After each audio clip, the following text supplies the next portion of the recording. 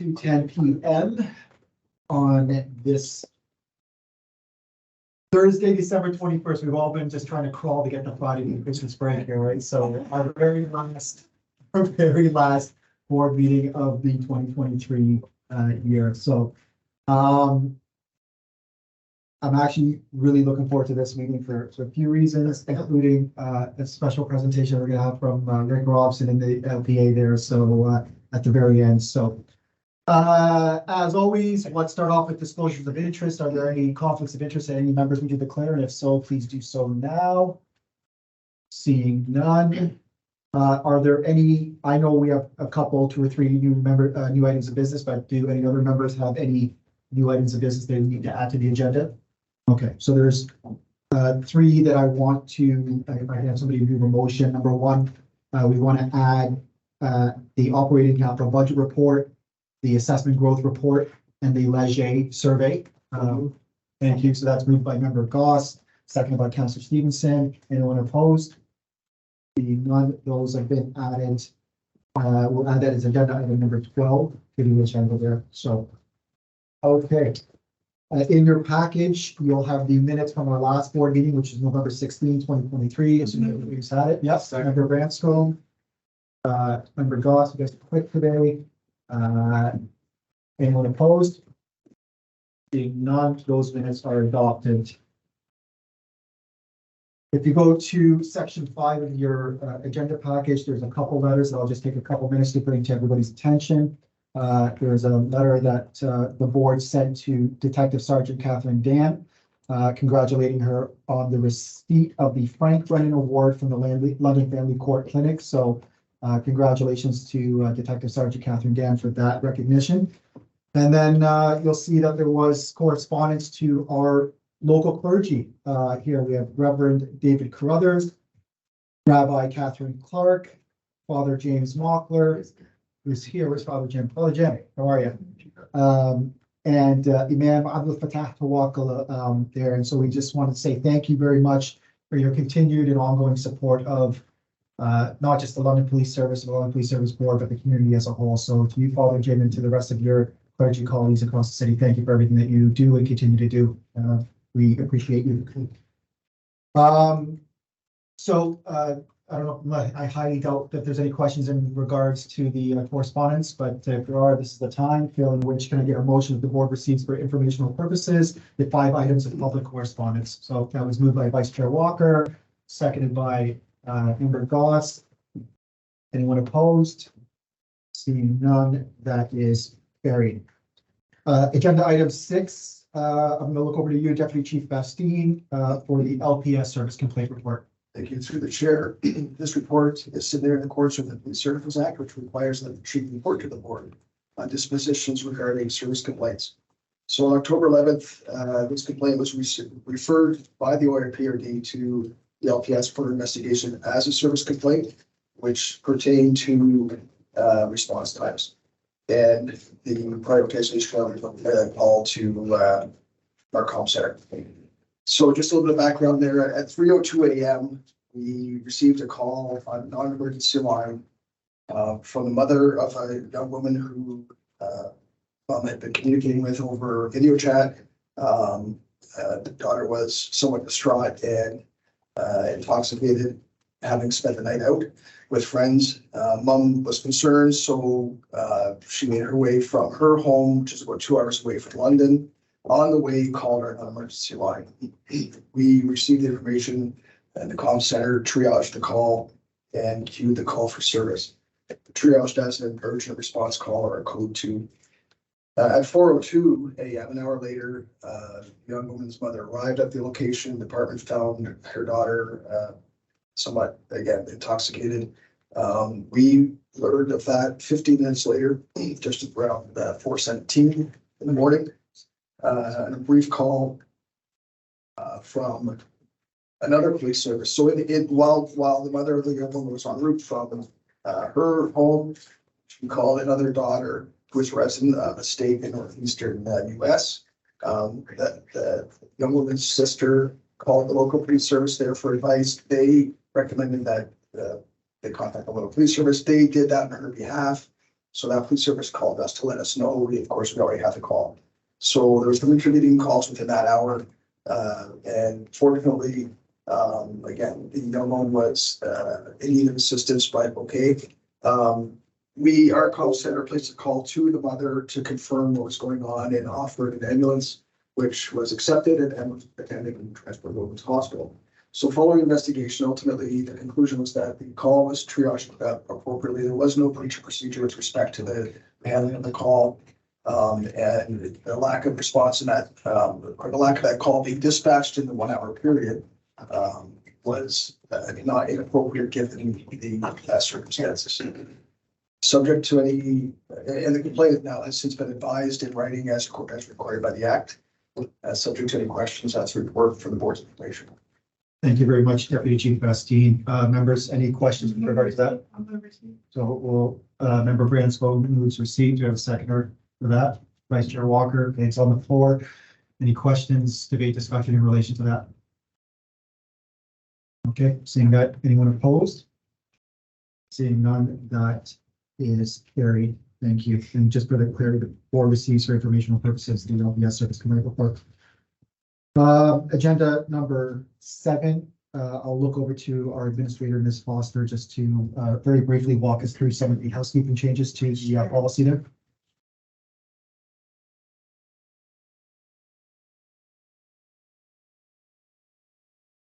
Okay, so folks, pretty basic housekeeping of a policy that was brought to my attention last month when we did the honorariums that we just spoke of in the communication package.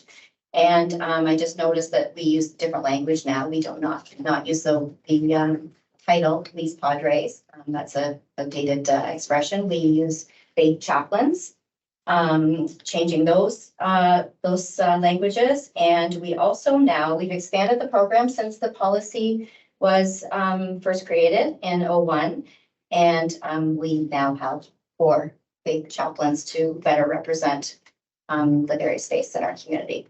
So when the program was started, we had Reverend David Carruthers and Father Jim Mockler, who's here, and is it 25 or more years you've been with the LPS?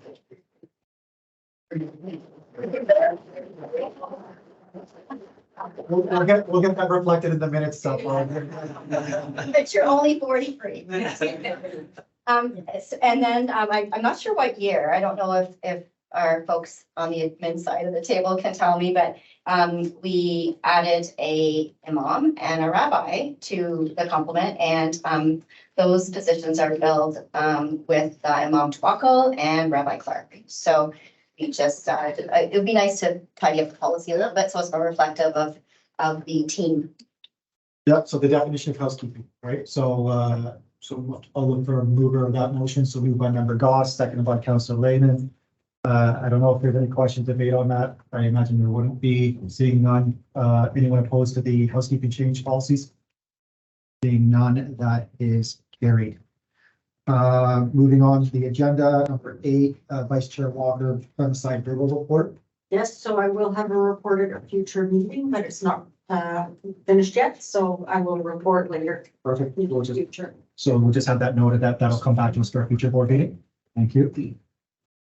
But you don't escape that quickly, Vice Chair Walker, because I'm going to defer my chair's verbal report to you to make some, to provide some updates to the board here. So, yeah. So, there you go.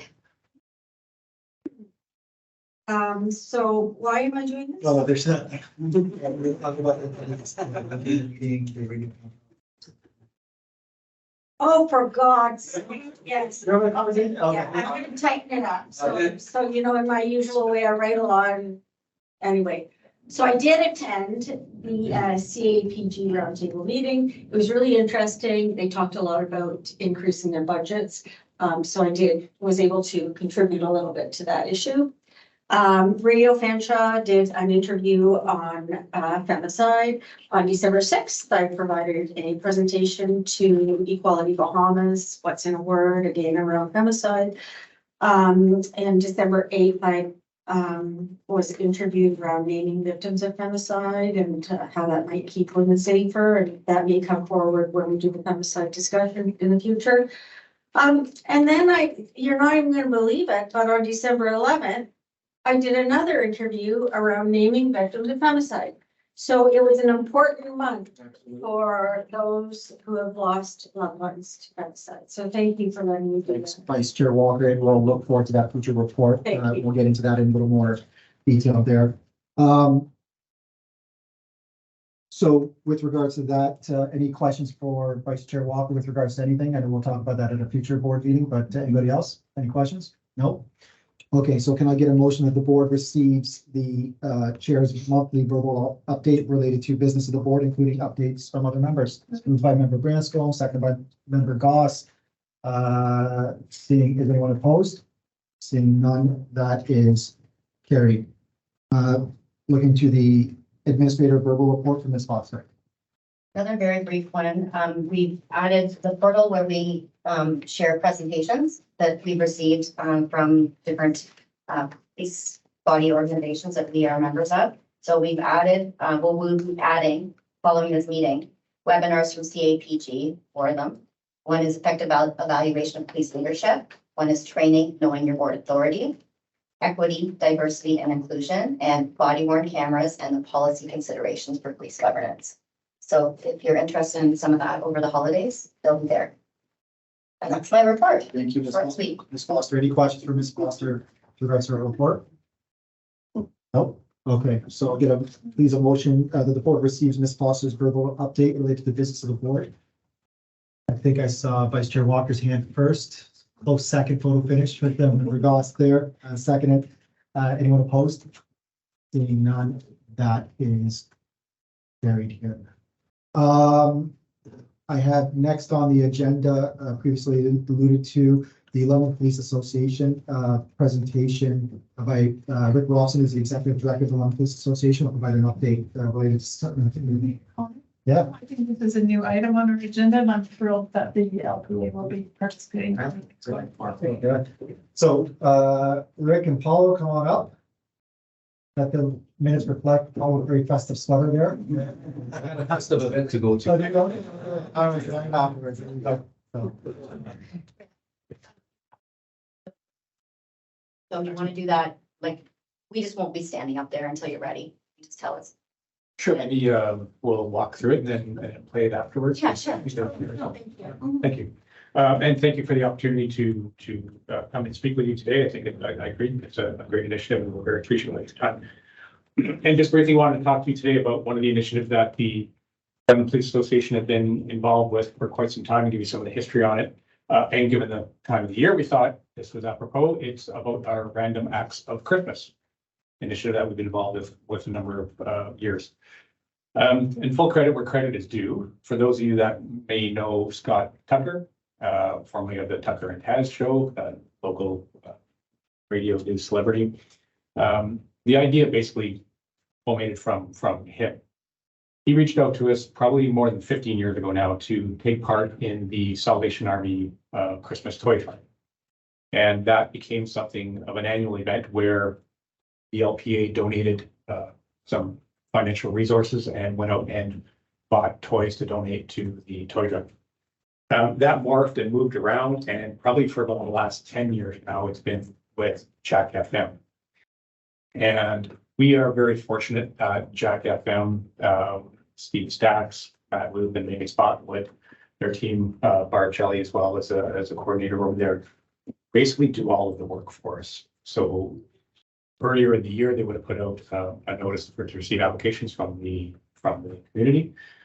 It's been growing.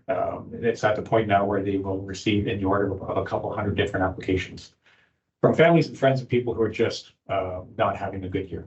And the thought is, if we could do something, a small token, where we could lighten their year, especially going into the Christmas season, which can present some challenges financially and otherwise, that we're happy to do that. So they take those applications and they narrow them down to about 5 typically. And over the course of the next, started a couple of weeks ago, and over the course of the following weeks, they will basically show up and surprise somebody with this special event and make them aware that they're the recipient of this gift. They provide financial donations, they provide gifts, they provide support, sometimes cleaning when that's appropriate. And we'll read the nomination of the person that nominated with the recipient and go through it. Very grateful for Jack and Fem because again, they do all the heavy lifting, they do all the hard work. And they are very, very cognizant to make sure that everyone is aware that it's especially in part due to the contributions of the London Police Association. So they make that very, very, very clear. We're very grateful for that. And I'm happy to report that this idea has spread across the province. There are a number of other police associations that engage in random acts for Christmas now. And we've also, probably about the last 5 years, give or take, it's spread here as well, where now we engage in random acts of summer with Jack FM do a very similar thing, where they will show up at a grocery store and hand out gift cards and just buy people's groceries, or show up at a gas station and buy the gas for people that are at gas now. So we think it's a fantastic partnership, a fantastic initiative, and one that not everybody is necessarily aware of our involvement, and we just want to draw to your attention at this time of year. And I think we do have a clip of the, I believe it's the first recipient from this year, and it'll give you a sense of how the program is running.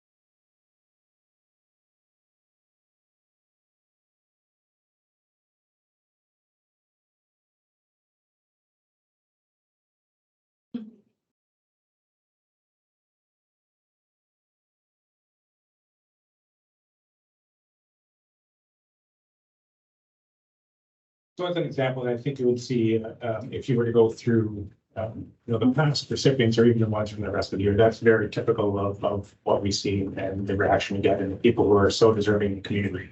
And just doing a little bit, that we can to help brighten the scene for them. So that'd be any questions you might have. That's it. Thanks, great. That was great. Gave a better way to, and yeah, no, I see that, but yeah, thank you for that. That's like perfect, beautiful. Counselor. I just want to say thank you to Rick and Paula, and through you to the members of the LPS, not only for this really terrific thing, but for what your folks do throughout the year in terms of giving back to the community, both financial and personal time. It means a lot to the sport and to this city. So thank you. Thanks. Yep, Member Goss. Yeah, just to build on what Councilor Laban said, I really want to thank you. It's been a short time since I've been on the board, but the positive working relationship and tone that you've set for the LPA has been really appreciated by me as a new board member. But I really wanted to say thank you to you for the collaboration with our collective agreement that was just ratified. I want to say thank you to all your members for the work they do day in and day out in our community, and especially at this time of year. There'll be many of them working on Christmas Day and on New Year's Eve, and that doesn't go unnoticed, and it's truly appreciated. And I think it's so important that for a long time, a lot of your members have done a lot with not enough. And we really appreciate all the sacrifices they make for public service and the work that the LPA does to also better our community. So thank you very much. Thanks, everybody. Anybody else? I can't say any more than they already said, right? So thank you. Appreciate you all. Thank you so much. I'll just need a motion formally to receive Mr. Lawson's verbal report related to the activities of the LPA, moved by Councilor Stevenson, seconded by Councilor Layman. Anyone opposed? Seeing none, that is carried. Thank you, gentlemen. So let's go on to the new business agenda items. We had the operational capital budget report, the assessment growth report, and then the Leger survey report. So let's start with the Leger survey one, and then we can go on to the other ones after. Thank you. Yeah, thank you, Chair, through you. So the Leger reputation study is something that we've done every 2 years. It paused during COVID for obvious reasons, but the whole aim behind that is to measure really the perception of safety, trust, and satisfaction with the police service, and to compare those views of London residents to a national reputation survey. This survey is completed in a hybrid kind of methodology, both online and telephone. Surveys are conducted, and the time here is important because this was well underway, long before our budget was finalized, long before many things have happened, but that was September 20th to October 2nd that it ran. The survey speaks to a sample size of 501, and I just wanted to expand what that means. It is not that we only talk to 500 people. The survey speaks to many, many people, and that becomes a weighted sample size of 501 that at the time are reflective of our current population in London. It has a 95% confidence rate, meaning that the same survey could be completed 19 of 20 times, the survey could be completed up to 20 times, and then 19 out of those 20 times, you would get the same result. The The key findings from the report I'll just review, and many of these findings I will say are not a surprise to us, but show us kind of where we are and where we need to go. One speaks to reputation. So we know that our score came in at 41, but that is down 11 points from 2019. The national reputation score is 6 points lower as well from 2019, but it is not the direction we want to go for reputation for our service. When we speak to awareness and familiarity, one piece that jumped off is that those younger and those who are a visible minority really don't know us well enough at all, not well enough to even complete a survey. So there is a need to drive engagement with those populations and demographics. If I were to jump ahead to trust, we know that trust remains high, yet it is decreased. Perception that the London Police are being honest and transparent has gone down. Satisfaction with the London Police has gone down, and the belief that the public can influence the London Police Service's decisions or directions has also gone down. That again is not a surprise. It's just a reflection of where we are and where we need to go. Perception of crime, I think everybody feels this right now, that it is not safe in London. We know from our budget presentations, we've seen significant jumps in our crime severity index. And just crime rates in general, but so we see the perception that crime has increased in the community, that has gone up. So we know that to be true. So we have, it leaves you with, and the report is fairly lengthy, but it leaves you with a few action items for us. So we know that our reputation score is, although okay, it has gone down. So we don't love that. The trust and agreement statements about the police have declined. So we need to address a few things. We need to drive engagement with our visible minorities, our newcomers to the city, and specifically youth. And we need to then improve the awareness and familiarity with the London Police Service, so that in turn will increase our reputation score. This is just one tool that we use of many to say, how are we doing? And what does the public need from us? And how do we serve the community to a level that's acceptable and exceeds their expectations? So it's just one tool. And again, this was started long before aggressive actions were taken by our chief and this board to be better and to make the city safer now. And we'll see an update to our budget presentation here, but the need is now.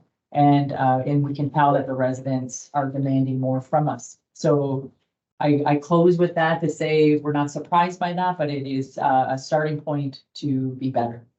So that's my report. Any questions? Thank you, Deputy Chief McIntyre. You might have a question or two with regards to the report there. So members, Member Ransell. I appreciate it. It's a moment in time, and I think that all the things we're doing now, the new service delivery model that the chief has put forward in the leadership team and the budget, we just want to reimagine community engagement and all of that. So I think it really does reinforce that we're making the right decisions with the decisions we make as with the board and at the chief's leadership. So nobody's surprised at this report, but we're on the right page for sure. Taking the right direction. So thank you for the update. Vice Chair Walker.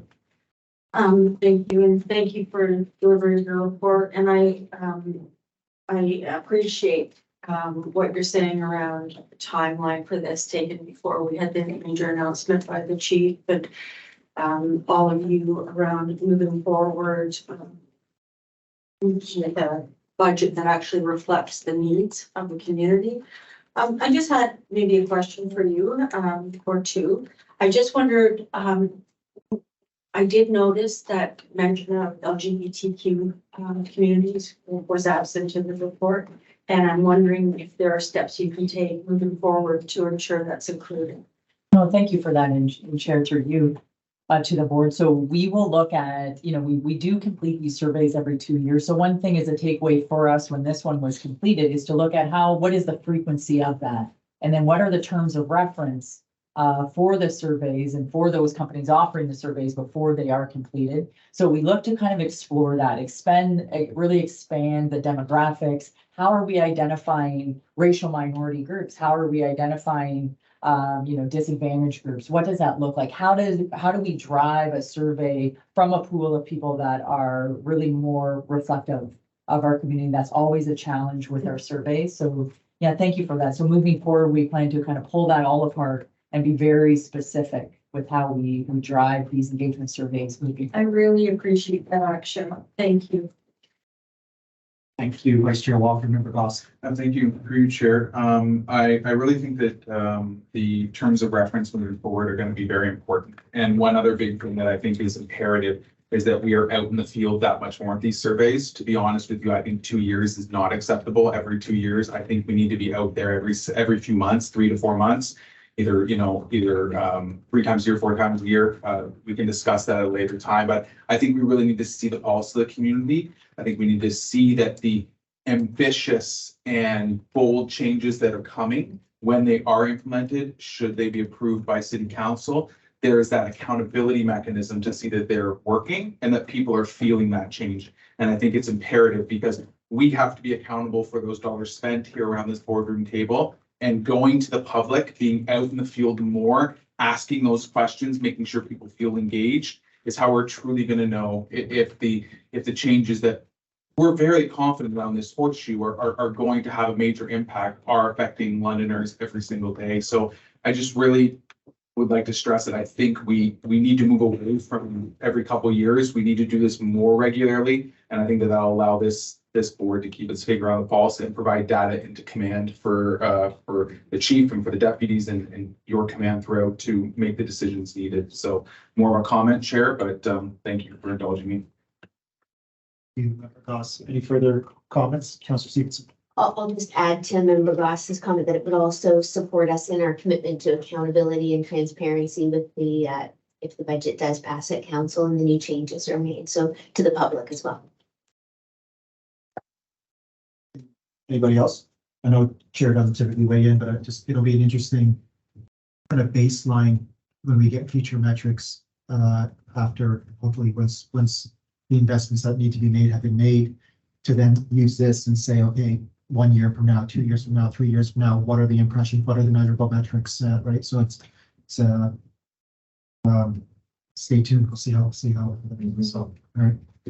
Okay, seeing that there's no further questions or comments with regards to this, can I get a motion to receive Deputy Chief McIntyre's report on the London Police Services Reputation Study? That's moved by Member Goss, seconded by Councillor Stevenson. Anyone opposed to that? Seeing none, that is passed. Moving on with the new items, new agenda items, we're looking at the 2 additional reports, operating capital budget report and the assessment growth report. I'll look over to Chief Trung and your team to provide the report. Chief. Hey, Chair, and through you. You got 2 reports that the board has. They're presented with amendments to the operating capital budgets for 2024 to 2027. The second report is the 2024 to 2027 assessment growth business cases. We know that the original submission was understated, and that was due to contract ratifications with the association and membership and the board that had not been completed as of yet. Now that the working agreement has been settled, we know the impacts. And I'm just going to highlight to the board the differences at a high level. And you have the details in front of you. The operating base budget impact, the difference is now with the contract ratification is just under $26 million. The 5 business cases, the difference is roughly $6.8 million. So the overall budget increase for operating and operating base budget with the business cases is roughly $33 million. The assessment growth business case, the difference is 1.4 million, or just shy of that, Chair.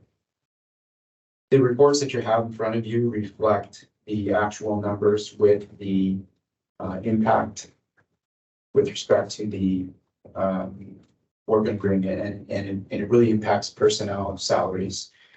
I can tell you that this administration, with our finance team, both deputies and I have sat days and days and reviewed the budget, we looked for areas to determine if it was possible to reduce, mitigate the impacts of the working agreement.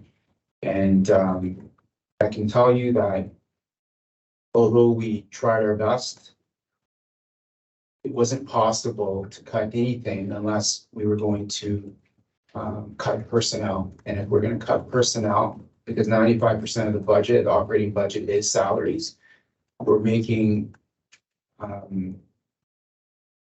we're creating a disservice to the community and making the city safe now. So I can tell you that I'm asking for the board to support the amended reports and support the budget ask, the monthly budget ask from this administration.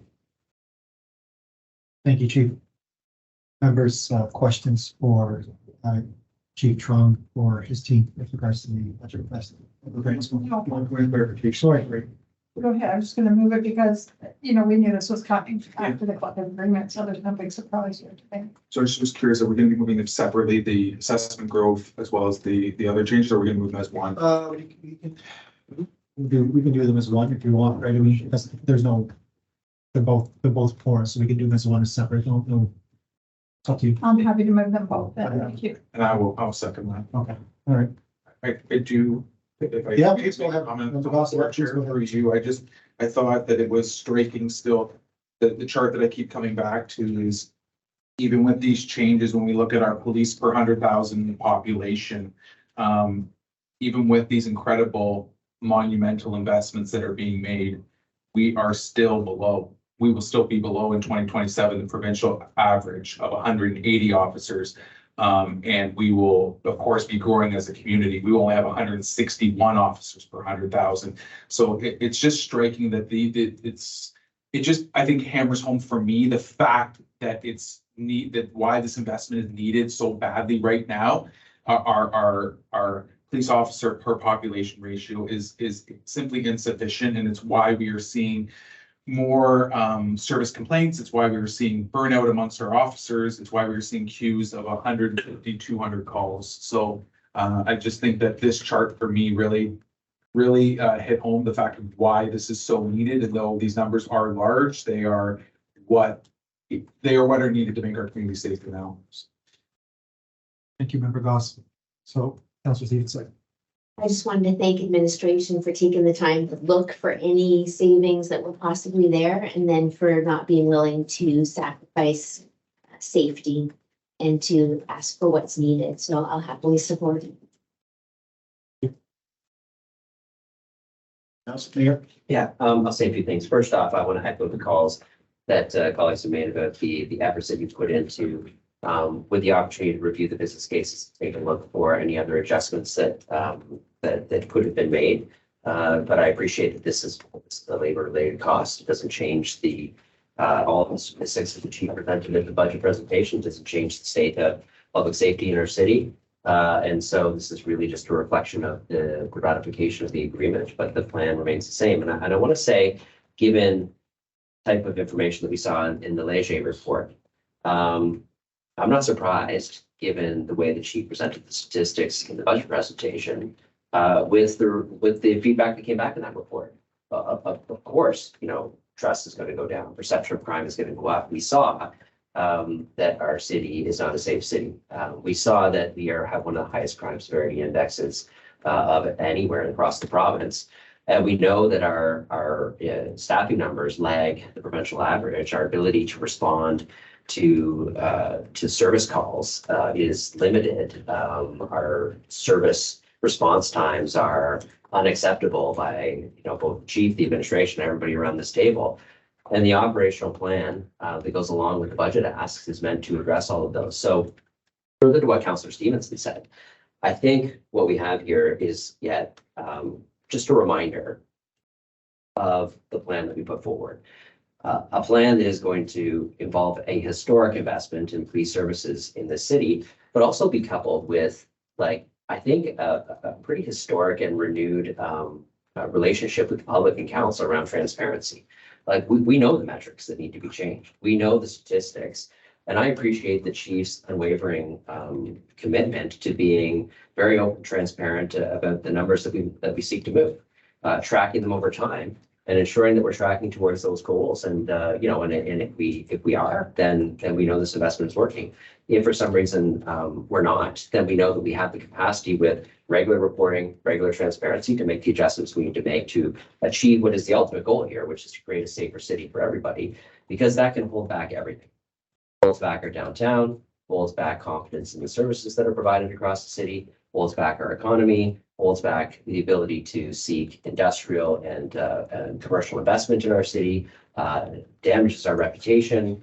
And so public safety is really a really pretty core component of what we do. So I appreciate that these are an update on the numbers based on the ratification of the collective agreement, which I'm glad is done for a number of years now. We have stability, but also I think a reminder about the plan that we put forward, and that this doesn't change the plan. The plan is the plan. The plan has a goal. The plan will be measured, tracked, and everybody will be held to account on that through the new era of transparency that we're seeking here. So I want to say I support the change. I'll vote for the motion, and I know there'll be lots of discussion ahead on the budget as a whole, but I appreciate the update, the looking into savings with across the business cases, and I know there'll be lots of conversations that you'll have out in the community as we proceed with getting public feedback on that operational plan. So thank you, Chair.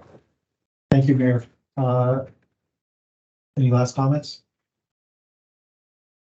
Okay. So then I can't recall who moved it second. Then was it Nancy? Okay, so member Branscombe moved it. Was it member Gossett seconded?